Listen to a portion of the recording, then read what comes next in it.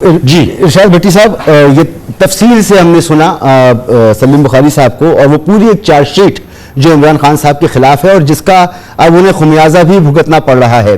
सवाल यह है कि इस पूरी चार्जशीट के साथ ये लॉजिकल है कि अब उनकी मकबूलियत में कमी वाक़ होना शुरू होगी, या समझते हैं आप कि नहीं, उनके सपोर्टर उनके साथ खड़े रहेंगे, वो नाअहल भी हो जाएं, और अगर मुल्क से बाहर नहीं जाते या अब सियासत को खैर बात नहीं कहते तो वो दर्द-ए-सर बने रहेंगे सिस्टम के लिए?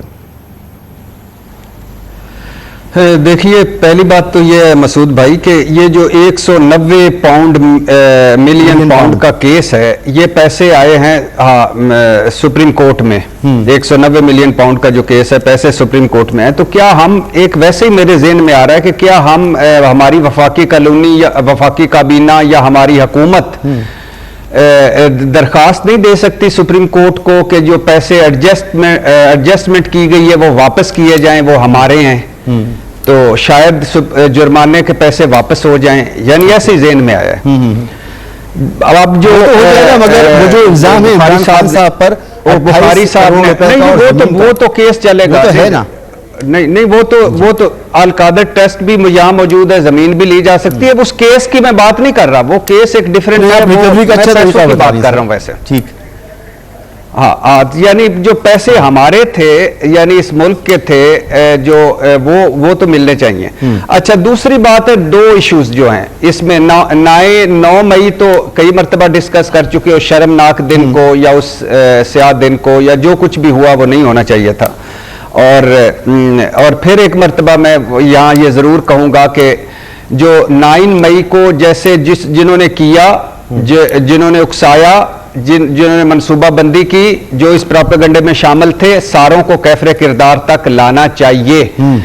और इसके लिए कोई तहकीकाती कमीशन बन जाए सुप्रीम कोर्ट, जैसे आज वफाकी हुकूमत ने एक बनाया, इसी तरह एक और बन जाए। और साथ साथ ये भी पता चलना चाहिए कि 9 और 8 मई और 9 मई को हुकूमत कहाँ थी, हुकूमती रिट कहाँ थी, इंतज़ामिया कहाँ थी, पुलिस कहाँ थी, और इतनी अहम जगहों की सिक्योरिटी कहाँ थी, और इतनी दूर से लोग आए। हवा का रुख इमरान खान के साथ हो, लाहौर नहीं, मैं इमरान खान की बात ही नहीं कर रहा सर, बात नहीं कर रहा, मैं रुख की बात नहीं कर रहा। ये है, वो है कि जो इसका सामने आना चाहिए कि 14 नाके गुजर के वो पहुंच जाते हैं, 4-5 घंटे अंदर रहते हैं, जलाओ घेराव करते हैं और कुछ एक्शन नहीं होता। और ये तीसरी बात है कि जो इमरान खान साहब की दो बातों पे उनको इबहाम है, उन्होंने खास मनसूबाबंदी की या जो भी है। एक है कि एक तरफ था कि साइफर साजिश, मुदाखलत, हकीकी आज़ादी, जहाद, एब्सोल्युटली नॉट, हम गुलाम थोड़ी हैं, डोनाल्ड लू को बरतरफ करो। और दूसरी तरफ थे अब्दुल्ला रियाड़ साहब, डोनाल्ड लू से राब्ते कर रहे थे, 3 लॉबिंग फर्म से मुआहदे हो रहे थे अमेरिका में, अमरीकी सफीर तमाम अमरीकी हुकाम से राब्ते थे। और ये जो जूम मीटिंग है, इस जूम मीटिंग में उन्होंने कोई नई बात नहीं की, सिवाय इसके जो कुछ उन्होंने गुफ्तगू की वो जलसों में और अपने बयानों में कर चुके हैं। और जिस तरह की वो जिस तरह वो मदद मांग रहे थे, ये वो हमें बहुत पहले से पता था, अब्दुल्ला रियाड़ साहब से के राब्तों से और फिर 3 लॉबिंग फर्म से। ये एक तरफ हकीकी आज़ादी और दूसरी तरफ वो और इसको उन्होंने जस्टिफाई किया कि हम सब कुछ भुलाकर आगे बढ़ना चाहते हैं। दूसरा था फौज का, कि एक तरफ है फौज जो है साजिश, मेरी हुकूमत गिराने की मेन किरदार है, मीर जाफर, मीर सादक, न्यूट्रल्स, हैंडलर, सहूलतकार, मिस्टर एक्स, मिस्टर वाई, फौज ने मुझे हटाया, फौज और ISI कानून से बाला तर हैं। दूसरी तरफ ये भी हमने देखा कि जन बाजवा से 2 उन्होंने मुलाकातें की ऐवान सदर में, और मिन्नतें समाइतें करने के बाद मुलाकातें की। जन बाजवा को एक तोसी देने की भी कोशिश की, एक शॉर्ट टर्म तोसी देने की भी कोशिश की, और बैकडोर राब्ते भी थे। मतलब अगर इसको आसान लफ्जों में करें तो एक तरफ जन बाजवा न्यूट्रल है, ये बहुत बड़ी बात है, अच्छी बात है। दूसरी तरफ न्यूट्रल गाली था।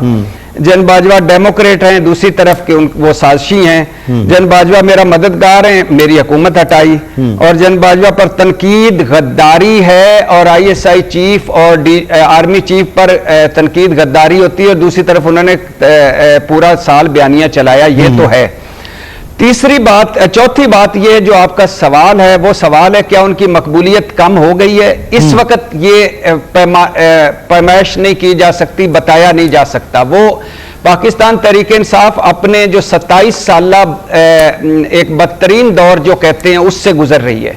ठीक है। उन पर बहुत प्रेशर है, बहुत दबाव है, और उनकी 80% जो क़यादत है वो या रुपोश है या जेलों में है।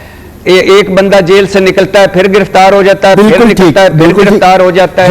आपका बिल्कुल पॉइंट आ गया। दो चार जुमले, सिर्फ दो जुमले सिर्फ, और वो होता है, गिरफ्तार हो जाता है, उनका काउंटर नैरेटिव कोई नहीं है। हाँ। और तहरीक इंसाफ छोड़ रहे हैं और इमरान खान साहब केसों के घेरे में हैं। कोई अगला मैदान सजेगा अगर इंतखाबात का, या कोई दंगल सजेगा, या अगला कोई चीज आएगी तो पता चलेगा कि वो इस वक्त कहां खड़े हैं। इस वक्त भी जब हम गलियों मोहल्लों में देखते हैं तो उनकी सपोर्ट नजर आती है, उनके साथ लोग खड़े नजर आते हैं। ये कितने हैं, कितने कम हो गए हैं, इसका अभी कोई पता नहीं।